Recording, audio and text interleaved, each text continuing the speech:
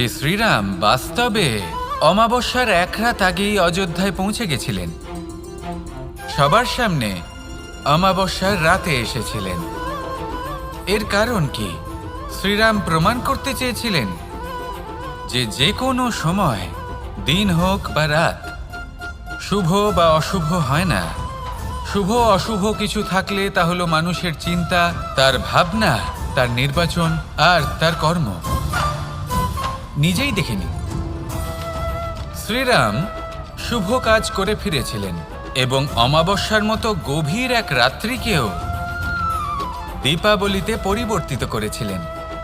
এমনটাই যদি আমরা করতে পারি, তাহলে এমন কোনো গৃহে যান যেখানে অসহায় ব্যক্তি রয়েছেন, যা অন্ধকারাচ্ছন্ন, আর সেখানে প্রকাশ প্রজ্বলিত করুন।